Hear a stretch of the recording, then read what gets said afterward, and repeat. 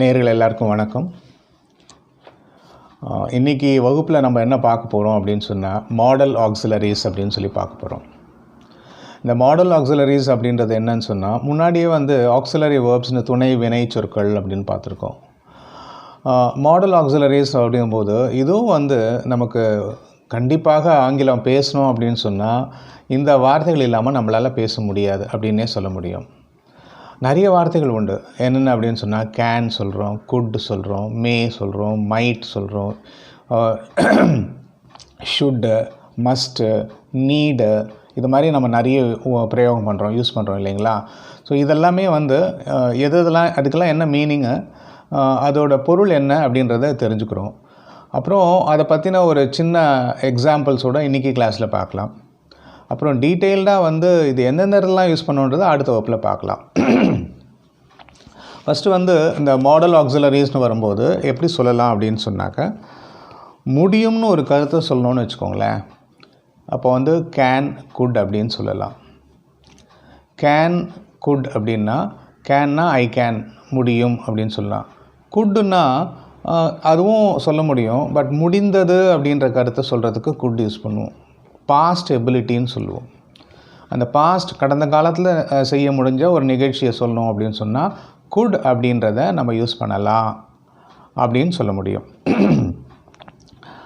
Must, should, NEET அப்படின்னா இதுக்கு என்ன பொருள்னா, மஸ்ட்டு, ஷுட்டு, நீட்னா வேண்டும்னு அர்த்தம். அந்த வர்புக்கு பக்கத்தில் என்ன வருதோ பாருங்கள். மஸ்ட் கம், கம்ன்றது வர்பு, அதுக்கு முன்னாடி மஸ்ட் அப்படின்னா இந்த மஸ்ட்டுக்கு கண்டிப்பு நிறைந்தது அப்படின்னு அர்த்தம். ஷுட் கம் அப்படின்னு சொன்னால் அந்த அளவுக்கு கண்டிப்பு கிடையாது. ஓகேயா? ஸோ மஸ்ட், ஷுட், பொதுவாக அதுக்கு இந்த மஸ்ட்டு, ஷுட்டு, நீடுனா வேண்டும் அப்படின்ற பொருளை கொடுக்கும் அப்படின்றது மட்டும் இப்போ மைண்டில் போட்டுக்கோங்க, சரிங்களா? இப்போது ஒரு லிஸ்ட்டு ஒன்று தரேன். அந்த லிஸ்ட்டு இப்போதைக்கு ஜஸ்ட்டு நோட் பண்ணிக்கோங்க. நீங்கள் நோட் புக் வச்சு நோட் பண்ணால் பெட்டராக இருக்கும் அப்படின்னு நினைக்கிறேன். கேன் அப்படின்னா முடியும், கேன்னா முடியும். குட் அப்படின்னா முடிந்தது, என்னால் இதை செய்ய முடிந்தது அப்படின்னு சொல்கிறதுக்கு குட் அப்படின்றத யூஸ் பண்ணலாம். கெனாட் அப்படின்னு சொன்னால் முடியாது, ஐ கெனாட் கம், என்னால் முடியாதுன்னா ஐ கெனாட்னா முடியாது. குட் நாட் அப்படின்னு சொன்னால் இதுவும் முடியாதுன்னு சொல்கிறாங்க. பட் ஆனால் நீங்கள் ஒரு விஷயத்தை ட்ரை பண்ணுறீங்க, ட்ரை பண்ணி அது உங்களால் முடியலைன்னா முடியவில்லை, ஐ குட் நாட். நீ வரணும்னு நினைக்கிறீங்க, ஆனால் அங்கே போக முடியல. குட் நாட்னா முடியவில்லை அப்படின்னு வச்சுக்கலாம். மஸ்ட் நாட், ஷுட் நாட்னா கூடாது. மஸ்ட் நாட், ஷுட் நாட்னா கூடாது. அப்படி யூ மஸ்ட் நாட் கம் அப்படின்னா நீ வரக்கூடாது, கண்டிப்பு நிறைந்தது. யூ ஷுட் நாட் கம்னு சொன்னாக்க அது கண்டிப்பு அவ்வளோவா இருக்குது அப்படின்னு சொல்ல முடியாது. ஓகேயா? மஸ்ட் நாட்னா கண்டிப்பு அப்படின்னு அர்த்தம். நீட் நாட்னா தேவையில்லை. யூ நீட் நாட் கம், நீ வர தேவையில்லை அப்படின்னு சொல்கிறோம் இல்லைங்களா? யூ நீட் நாட் கம் அப்படின்னு சொல்கிறோம். மே, மைட், வுட் அப்படின்னு சொன்னால் லாம் அப்படின்னு அர்த்தம். மேயாக இருந்தாலும் சரி, மைட்டாக இருந்தாலும் சரி, தென் வுட் அப்படின்றதுனா லாம் அப்படின்ற மாதிரி ஒரு சந்தேக கருத்து அப்படின்னு சொல்ல முடியும். சந்தேகத்தோடையே சொல்கிறது. இப்போது ஹீ மே கம் அப்படின்னு சொன்னால் அவன் வரலாம், ஆனால் வாய்ப்பு இருக்குது, வரத்துக்கு வாய்ப்பு இருக்குது. இப்போ இதுவே ஹீ மைட் கம் அப்படின்னு சொன்னால் வரலாம், ஆனால் வாய்ப்புகள் ரொம்ப ரொம்ப குறைச்சல் அப்படின்னு சொல்ல முடியும். த டாக்டர் மே கம் அப்படின்னு சொல்கிறோம். டாக்டர் மே கம்னா வரலாம், இன்றைக்கி வர டேட் தான் இப்போ வரலாம், தெரியல, வெளியில் எங்கேயும் மாட்டிகிட்ருக்கான்னு சொல்லியிருக்கேன். He may come, possibilities are there, more possibilities அப்படின்னு சொல்லுவோம். He may come. இப்போது ஹீ மைட் கம் அப்படின்னு சொன்னாக்க அது வாய்ப்புகள் ரொம்ப குறைச்சல். அவர் வரது குறைச்சல்ப்பா, என்ன இன்றைக்கி 2-3 அப்பாயின்மெண்ட் வெளியில் சொல்லியிருக்கார், போகிறேன்னு சொன்னார், அதனால் he might come. He may கம்னா வாய்ப்புகள் ஓரளவுக்கு இருக்குது, மைட்டுன்றது ரொம்ப குறைச்சல். இட் மே ரெயின்னா வாய்ப்புகள் இருக்குது, வரலாம். இட் மைட் ரெயின்னா மழை பெய்யலாம், ஆனால் ரொம்ப குறைச்சலான இருக்குது. He may recover from his illness, அவர் அந்த நோய்வாயிலேருந்து அவர் விடுதலையாக வெளியில் வரலாம் அப்படின்னு சொல்லலாம். he might recover from his illness அப்படின்னு சொன்னால் அவர் வந்து நோய்வாயிலேருந்து வெளியில் வரலாம், வியாதியிலேருந்து வெளியில் வரலாம், ஆனால் வாய்ப்புகள் ரொம்ப குறைச்சல். பேர்ன் இன்ஜுரிஸில் சொல்லுவாங்க he might recover அப்படின்னா 70% பேர்ன் இன்ஜுரிஸ் அப்படின்னு சொன்னாக்கா, தீக்காயம் அப்படின்னு சொன்னாக்கா டெஃபினட்டாக அதுலேருந்து வெளியில் வர்றது கஷ்டம் அப்படின்ற மாதிரி சொல்லுவாங்க. ஓகே, ஸோ மே, மைட்டு, வுட் அப்படின்ற மாதிரி சொல்ல முடியும். எல்லாமே லாம் அப்படின்றத he would comeனா அவர் வரலாம் அப்படின்ற மாதிரி சொல்ல முடியும் நமக்கு. Okay, may not, might not, would not. May not அப்படின்னாலும் எப்படி சொல்லலாம் அப்படின்னு சொன்னாக்கா, இல்லாமல் இருக்கலாம், இல்லாமலும் இருக்கலாம். he may not come, அவர் வந்து இன்றைக்கி வரலாம், வராமலும் இருக்கலாம் அப்படின்ற மாதிரி சொல்ல முடியும். மைட் நாட் கம்னா வரலாம் ஆனால் ரொம்ப குறைச்சல் அப்படின்ற மாதிரி. ஸோ நெகட்டிவாக சொல்கிறது மே நாட், மைட் நாட் அப்படின்னு, இல்லாமலும் இருக்கலாம் அப்படின்னு சொல்ல முடியும். இப்போது கொஞ்சம் இந்த கேன் அப்படின்றத யூஸ் பண்ணி நான் வந்து இதை டீட்டெயில்டாக தான் சொல்ல போகிறேன். இன்றைக்கி வந்து ஒரு சிம்பிள் சொல்லிவிட்டு அப்புறம் டீட்டெயில்டாக ஒரு எக்ஸாம்பிள் சொல்லி இந்தந்த இடத்துல இதெல்லாம் யூஸ் பண்ணலாம் அப்படின்னு சொல்ல போகிறேன். அது அடுத்த வகுப்பில். இப்போது ஜென்ரலாக சொல்ல போகிறேன். ஓகேயா? ஐ கேன் வாக், என்னால் நடக்க முடியும், என்னால் நடக்க முடியும். ஐ கேன் சிங், என்னால் பாட முடியும். ஷீ கேன் டான்ஸ், அவளால் ஆட முடியும்.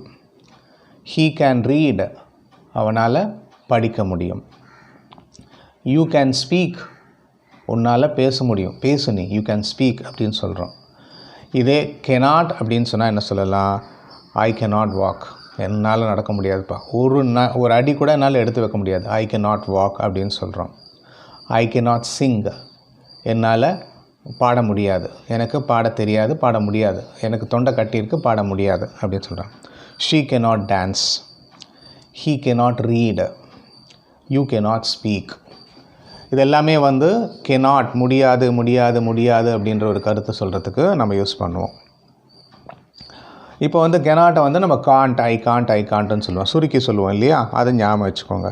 I can't give more than 10 rupees. 10 ரூபாய்க்கு மேலே நான் ஒரு பைசா கூட கொடுக்க முடியாதுப்பா, இது வெளியே 8 ரூபா தான்.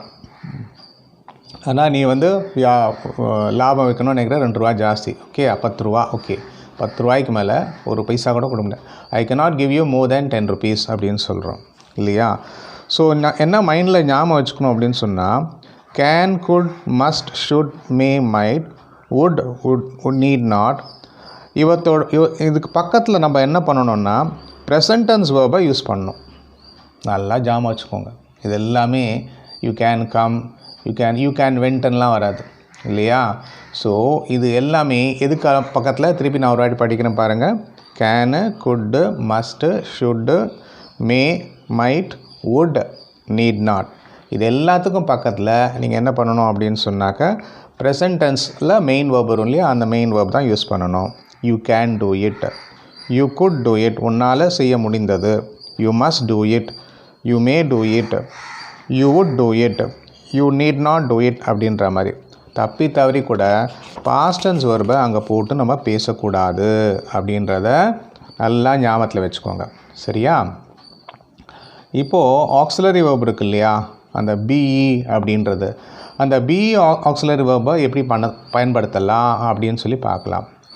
ஹீ கேன் பி, என்ன ஹீ கேன் பி, பிஇ வேர்ப்ஸ்னு சொல்கிறோம். He can be, he may be, he must be, he should be, he need not be, he would be, he might be, he may be there, அவன் இருக்கலாம், அவர் அங்கே இருக்கலாம். He May BE அப்படின்றது அந்த பிஇன்னு சேர்த்தாலும் அதுவும் ஒரு ஆக்சிலரி வேர்ப் தான். அது ஹீ மே பி தேர், ஒரு வேளை அவர் அங்கே இருக்கலாம். ஹீ மஸ்ட் பி தேர், அங்கே இருக்க வேண்டும்னு நினைக்கிறேன், அவர் அங்கே தான் இருக்கணும்னு நினைக்கிறேன். ஹீ மஸ்ட் பி தேர் அப்படின்னு சொல்கிறோம். ஐ கேன் வாக், என்னால் நடக்க முடியும். திருப்பி ஒரு ரெப்படிஷன். ஐ காண்ட் வாக், என்னால் நடக்க முடியாது.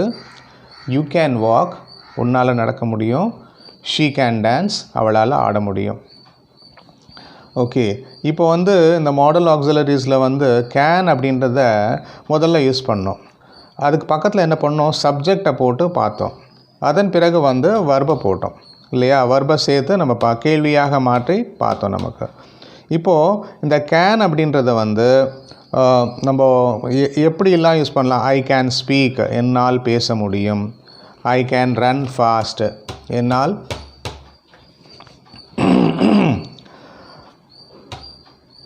ஒரு நிமிஷம். I think my computer has got struck.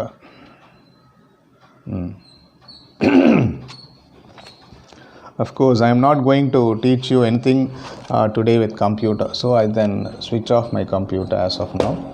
I can use my book today.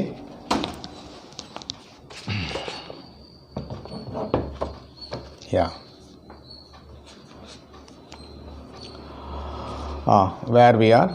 Yeah. Can அப்படின்றத வந்து நிகழ்காலத்துலேயும் பயன்படுத்தலாம், எதிர்காலத்துலேயும் பயன்படுத்தலாம். இதை நல்லா ஞாபகத்தில் வச்சுக்கோங்க. ஐ கேன் ஸ்பீக் அப்படின்னா என்னால் பேச முடியும். இது வந்து என்னன்னு சொன்னால் நிகழ்காலம். அதாவது அவரால் அதை பேச முடியும் அப்படின்னு சொல்கிற கருத்தை வந்து நிகழ்காலத்தில் சொல்ல முடியும். ஐ கேன் ரன் ஃபாஸ்ட் அப்படின்னு சொன்னால் என்னால் ஓட முடியும் அப்படின்னு சொல்கிறோம்.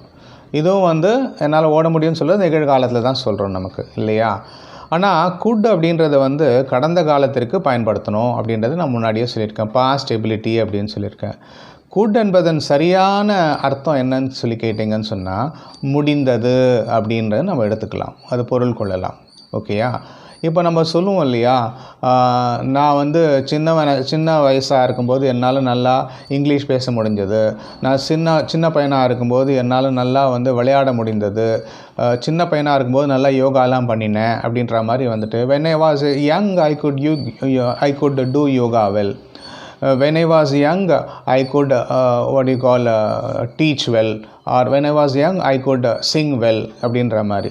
ஸோ ஒரு when I was young I could swim well, நல்லா நீந்த முடிந்தது. கடந்த காலத்தில் செய்ய நிகழ்ச்சி இப்போ என்னால் செய்ய முடியல அப்படின்னு வரும்போது முடிந்தது என்ற கருத்தை கூற வந்து குட் அப்படின்றத பயன்படுத்தலாம். ஓகே. குட் நாட் அப்படின்னா முடியவில்லை அப்படின்னு அர்த்தம். I could not do this work அப்படின்னு சொல்ல முடியும்.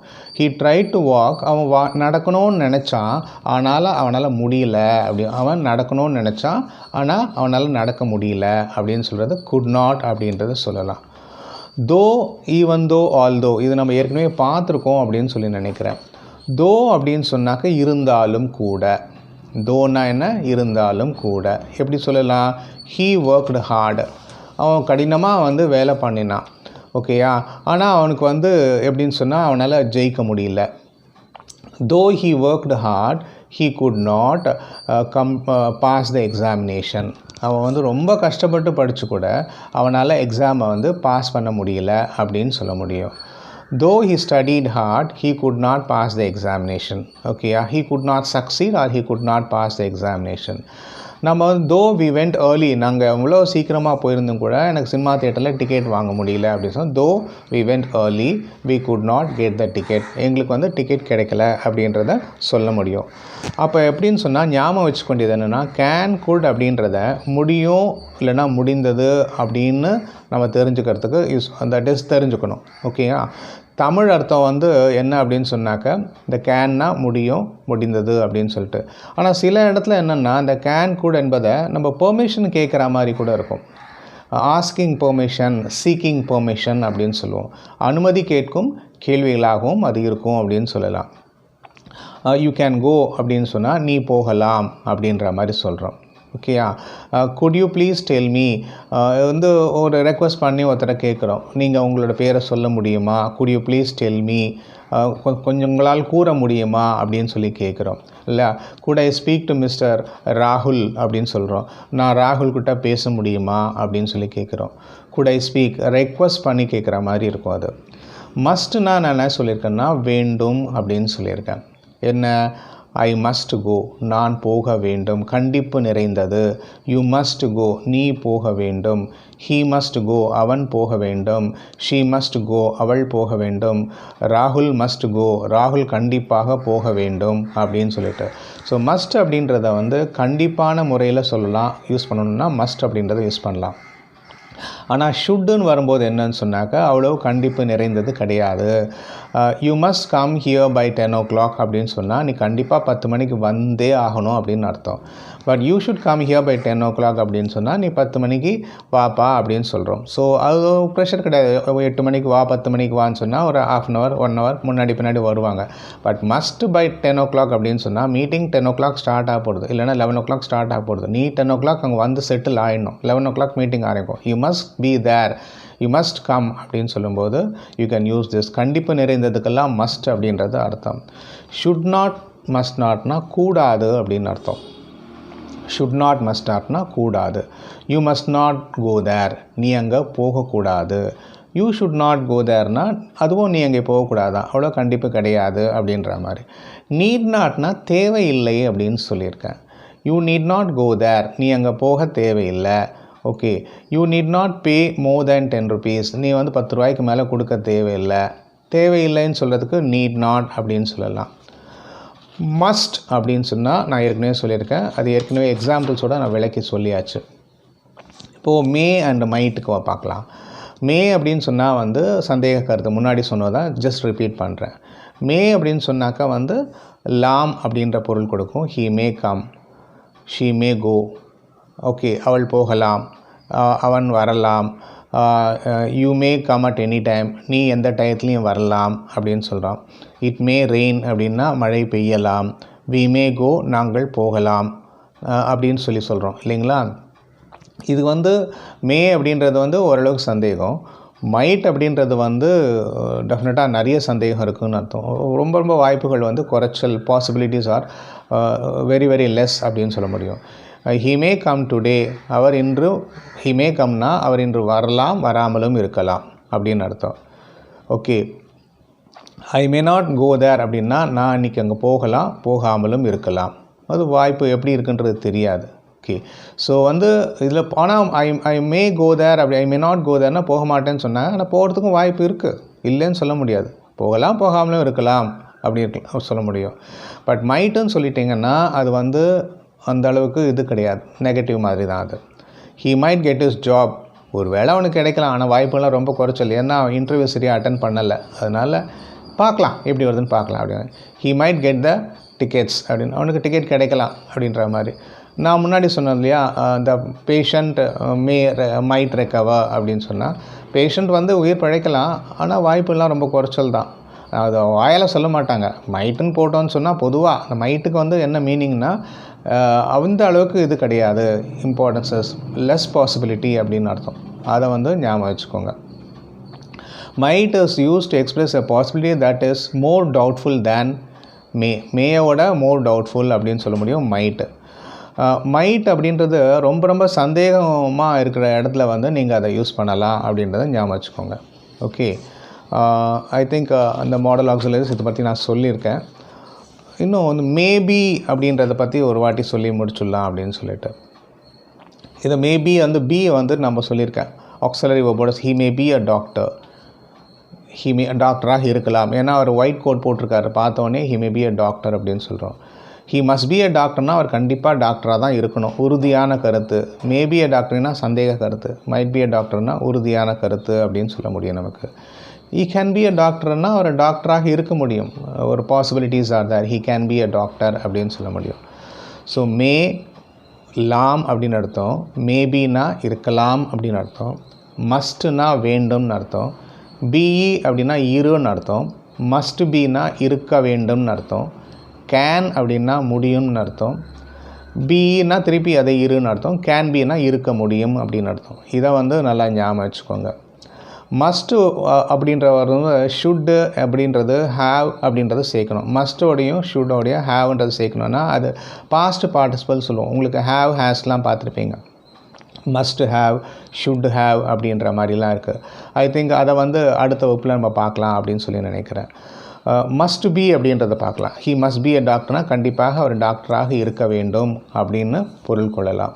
சரி நேர்களே, இப்போது இன்றைக்கி பார்த்துருப்பீங்க கேனு, குட்டு, மே, மைட்டு இல்லையா, மஸ்ட்டு, ஷுட்டு, மஸ்ட் நாட்டு, ஷுட் நாட்டு, நீட் நாட் இப்படின்லாம் பார்த்துருப்பீங்க. ஸோ இதை வந்து ஒரு வாட்டி நல்லா ஒரு ரீகேப் பண்ணிக்கிட்டே வாங்க. பண்ணிட்டு வந்தீங்கன்னு சொன்னால் உங்களுக்கு ஓரளவுக்கு ஒரு தெளிவு கிடைக்கும் அப்படின்னு சொல்லிட்டு அந்த மாதிரி வாக்கியங்களை நீங்கள் அடிக்கடி பயன்படுத்த ஆரம்பிங்க. மீண்டும் அடுத்த வகுப்பில் உங்கள் எல்லாரையும் சந்திக்கிறேன். Keep practising. Wish you all the best. Until then it's by from Venkat. அனைத்து அம்சங்களுடன் ஆர்கே டாக்கீஸ்.